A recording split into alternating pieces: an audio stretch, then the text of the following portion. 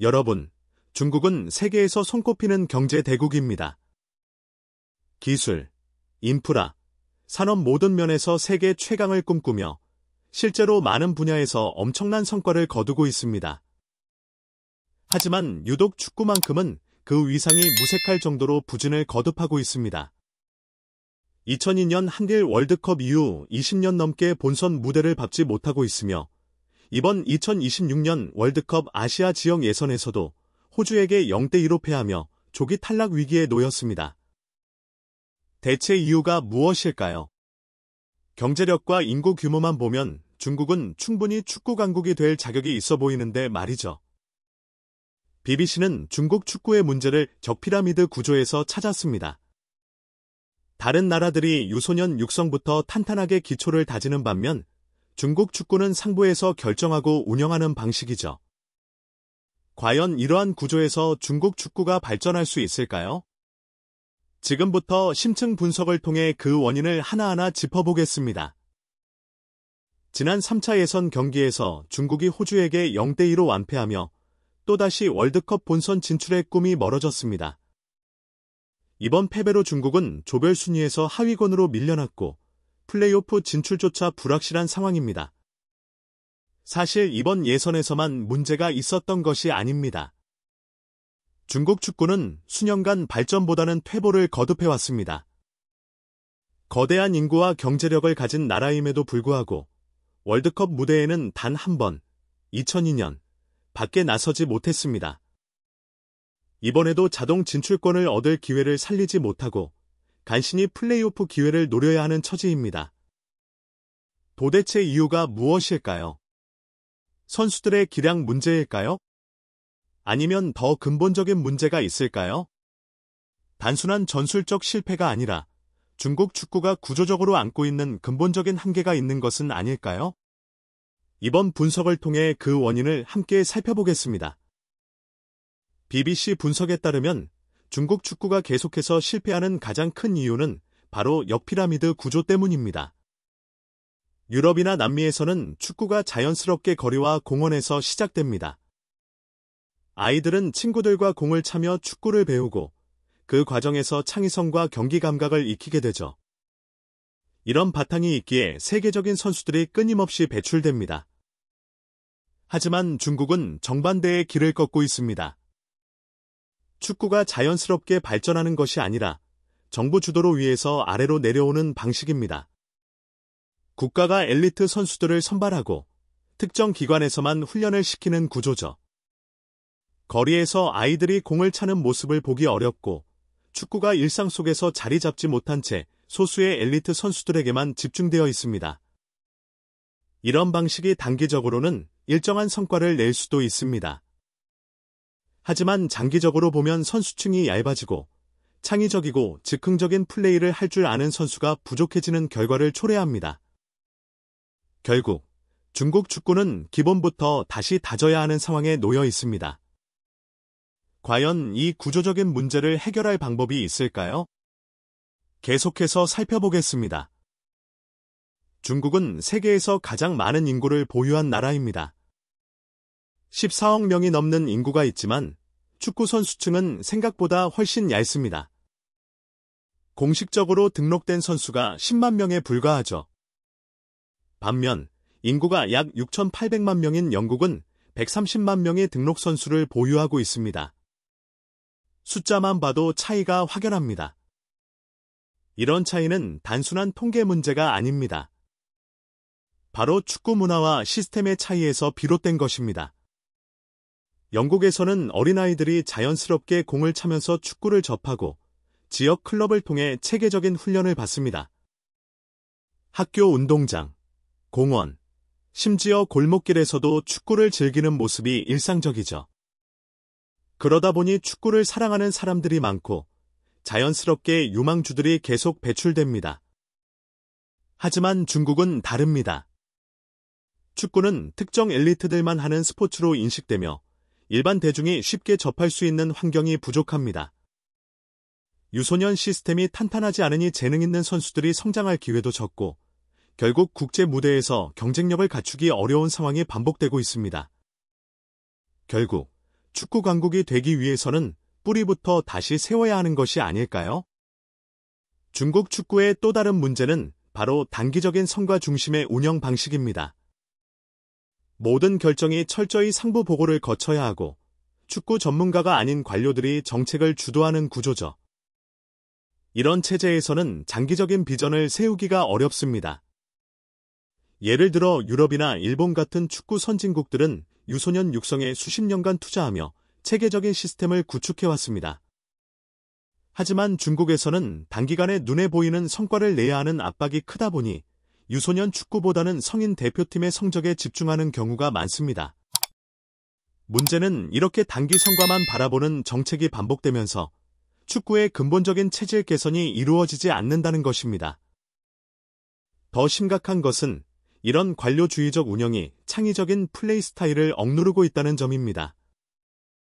유럽과 남미 선수들은 어린 시절부터 자유롭게 축구를 즐기며 창의적인 플레이를 익히지만 중국에서는 감독과 상부 지시를 따르는 것이 우선입니다.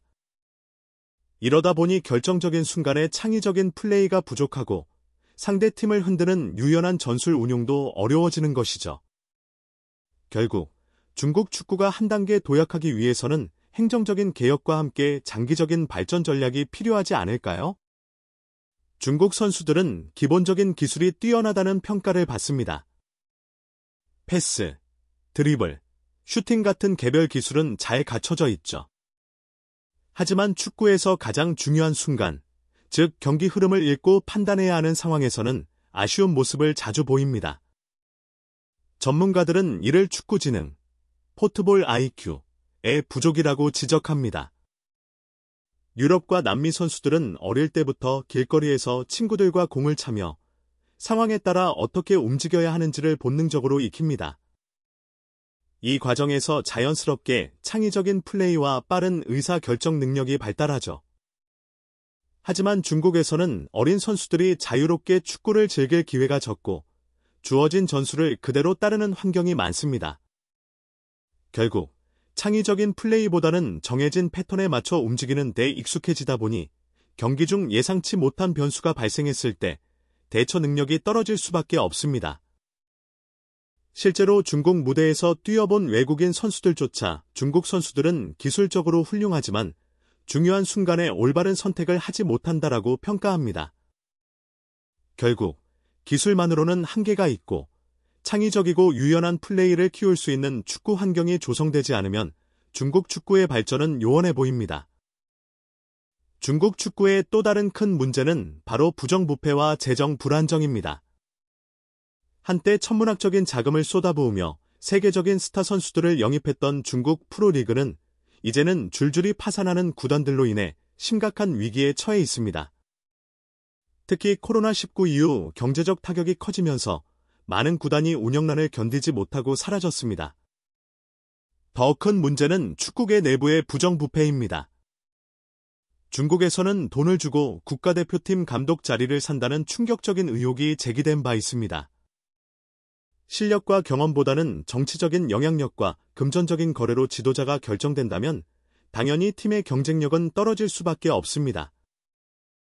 일부 구단에서는 유망한 선수들을 제대로 키우기보다 단기적인 성과를 위해 비싼 외국인 선수를 데려오는 데 집중하는 경향도 있었습니다. 하지만 재정 위기로 인해 이러한 정책이 한계를 드러내면서 중국 축구는 더 깊은 침체에 빠지고 있습니다. 결국 축구의 발전을 위해서는 단순한 돈의 투입이 아니라 투명하고 장기적인 계획이 필요합니다. 지금처럼 부정부패와 재정 위기가 계속된다면 중국 축구가 월드컵 본선 무대를 밟는 것은 더욱 어려워질 것입니다. 반면 일본은 정반대의 길을 걸어왔습니다. 정부의 지나친 개입을 최소화하고 축구 클럽들이 자율적으로 운영될 수 있는 환경을 조성한 것이 핵심이었습니다. 특히 일본은 유소년 시스템을 체계적으로 정비하며 장기적인 발전을 추구해왔습니다. 초등학교와 중학교 단계에서부터 체계적인 지도 아래 실력을 쌓을 수 있도록 했고 각 지역 클럽들이 독립적으로 운영되면서 선수들이 자연스럽게 성장할 수 있는 환경을 마련했습니다. 또한 일본 축구협회, JFA, 2050년 월드컵 우승이라는 장기적인 비전을 세우고 꾸준히 이를 실현하기 위한 정책을 실행해왔습니다. 그 결과 일본은 이제 월드컵 16강, 8강을 꾸준히 노리는 팀으로 성장했습니다. 단순히 실력 있는 선수를 배출하는 것뿐만 아니라 경기 운영 능력과 전술적인 부분에서도 강팀들과 대등하게 맞설 수 있는 경쟁력을 갖추게 된 것입니다. 결국 일본의 성공 사례는 축구 발전을 위해서는 단기적인 성과보다 장기적인 계획과 체계적인 시스템이 중요하다는 것을 잘 보여줍니다. 중국이 월드컵 무대를 꿈꾼다면 지금이라도 방향을 바꿔야 할 때입니다. 그렇다면 중국 축구는 변화할 수 있을까요? 이론적으로는 가능성이 있습니다. 장기적인 유소년 육성 시스템을 도입하고 관료주의를 줄이며 축구를 진정한 대중 스포츠로 자리 잡게 한다면 충분히 발전할 여지가 있죠. 사실, 최근 중국 내에서도 변화의 움직임이 보이고 있습니다. 몇몇 클럽들은 유소년 아카데미를 강화하며 해외 선진 시스템을 벤치마킹하려는 시도를 하고 있습니다. 또한 정부 차원에서도 축구 발전을 위한 정책을 발표하며 지속적인 관심을 보이고 있습니다. 하지만 문제는 현재의 구조가 너무 깊게 뿌리내려 있다는 점입니다. 단기적인 성과를 중시하는 문화, 비효율적인 행정구조, 그리고 여전히 남아있는 부패 문제들이 해결되지 않는다면 근본적인 변화는 어렵습니다. 결국 중국 축구가 진정한 변화를 이루기 위해서는 단순한 정책 변화가 아니라 축구를 바라보는 근본적인 사고방식 자체가 바뀌어야 합니다. 시간이 걸리더라도 장기적인 계획을 세우고 꾸준히 실행해야만 월드컵 본선 무대를 다시 밟을 수 있을 것입니다. 결국 중국 축구가 월드컵 무대를 다시 밟기 위해서는 단순한 정책 변화가 아닌 축구를 문화로 받아들이는 근본적인 변화가 필요합니다. 일본과 한국은 수십 년 동안 축구 시스템을 정비하고 유소년 육성에 집중하며 실력을 차근차근 쌓아왔습니다. 반면 중국은 단기적인 성과를 강조하며 근본적인 문제를 해결하지 못한 채 계속해서 같은 실수를 반복하고 있습니다. 여러분은 어떻게 생각하시나요? 중국 축구가 다시 도약할 수 있을까요? 혹은 여전히 갈 길이 멀다고 보시나요? 댓글로 여러분의 의견을 남겨주세요. 그리고 이 영상이 흥미로우셨다면 좋아요와 구독, 알림 설정까지 부탁드립니다. 앞으로도 더욱 흥미로운 축구 분석으로 찾아뵙겠습니다. 감사합니다.